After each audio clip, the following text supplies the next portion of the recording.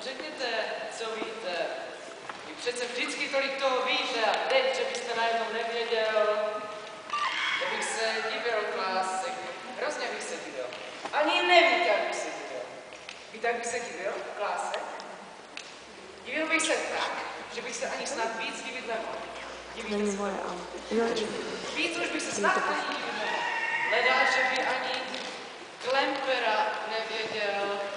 Tak co ví Klempera? Nic neví. Ano, on neví. Tady nikdo nic neví. Najednou nikdo nic neví. To je zajímavé. To je neobyčejně zajímavé. Ale to je všechno tím, chlapci, že já vám nastavuji pouze laskavou tvář. Ale nemyslete si, já dovedu být také jiný. U lanských třeťáků jsem si vysloužil přiléhavou přezdívku. Zná ji někdo z doslechu od starších kamarádů? Nezná. No, možná je to tak pro vás lepší. A teď mi to hezky Milankové pomůžte. Chalupa, budil, nepevný, řezný. No jak chcete. Času máme dost.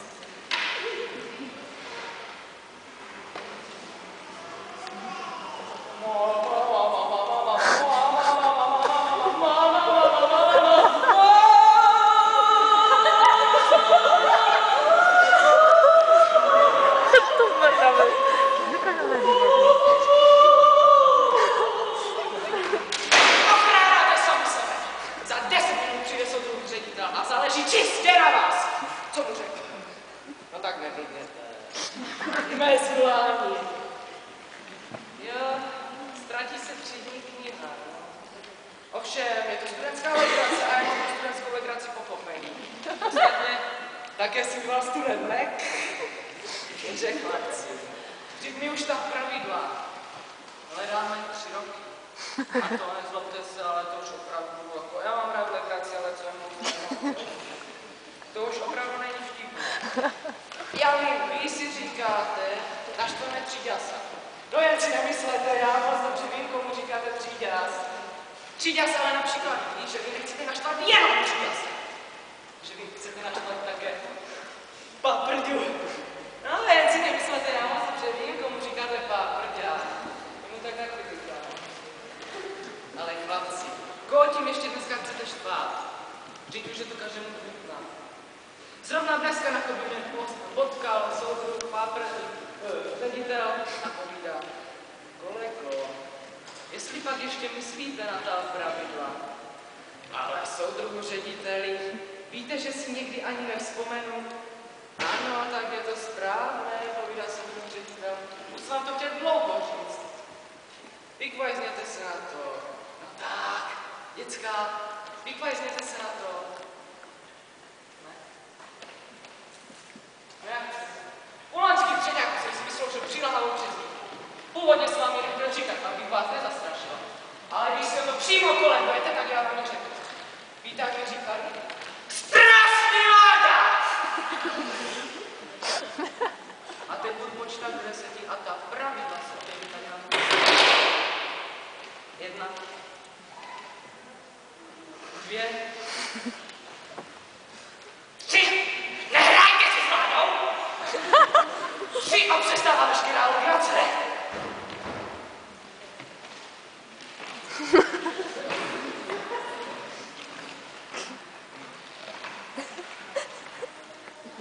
Pane kolego, jeden žák se vám tam vzadu hýbe.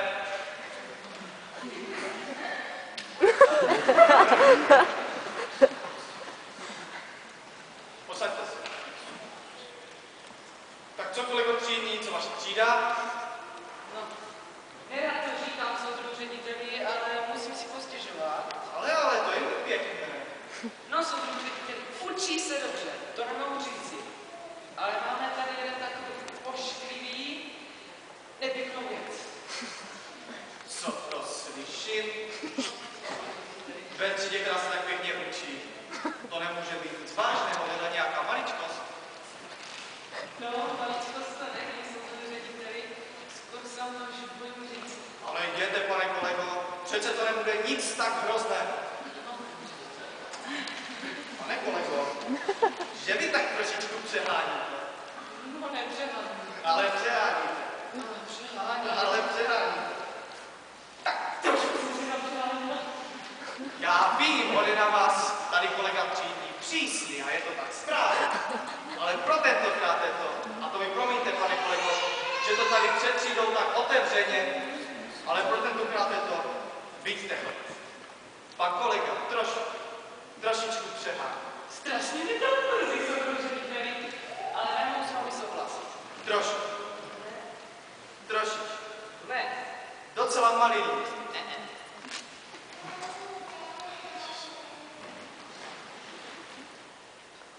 Víte co, pane kolego? Už se na ně nezlobte. Podívejte, jak jsou celý zaražení. Udělejte mi to kvůli, pane kolego. Ne, soudružiteli, jste na mě příliš laskavý. Kdybyste věděl, co provedli, vůbec byste se jich nezastavil. Ale jděte, co pak? Co pak provedli? No, soudružiteli. Ne! Ano! Skoro mi naháníte, tak povídejte. Mám to tady, soudružiteli, na plný kouk. Koukej na mě, když se mluvím. Říct? Tak už mě pro boha nenapínejte. Ne, soudružiteli, pamatujete si, jak jsem před 3 lety strhnula ta pravidla? Jistě, určitě jsou dávno na světě. No, soudružiteli. Cože? Chcete snad říct?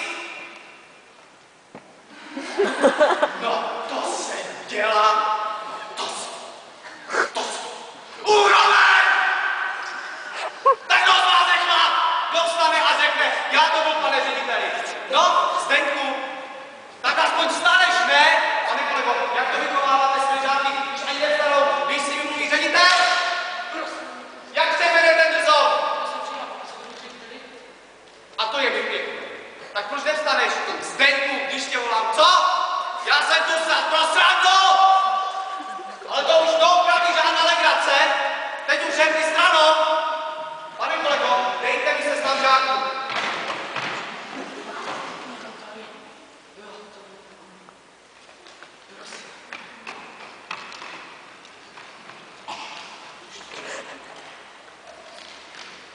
Brázda, Budil, Crhák, Čepelák, Dejmek, Hošek, Hrdlička, Chalupa, Jeh, Výrodka, Klásek, Klempera, Matula, Nechutný, Nepevný, Netěsný, Neres,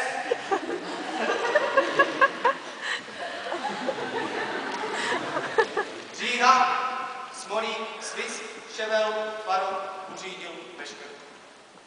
No jak chcete. Času máme dost.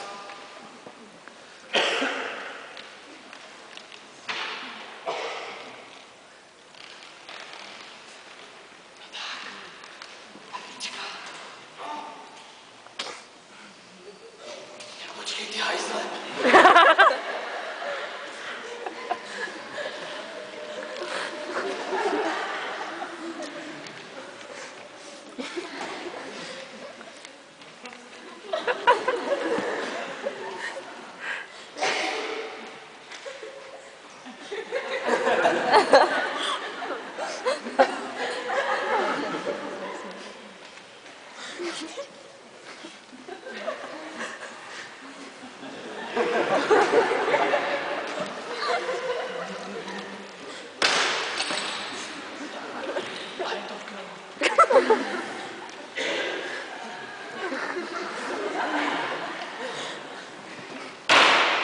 Pane kolego, sepište mi seznam žáků, kteří odpovídají povědět o třídní knize.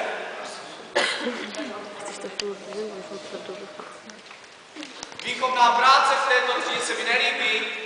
Za to, jaký jsou žáci, odpovídá učitel, ne žáci.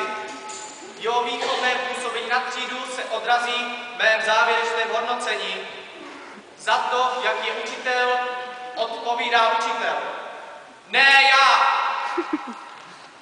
Máte svého učitele rádi a tak tomu škodíte. Každý, ať přižítá v sobě. Ne učitel. Pan inspektor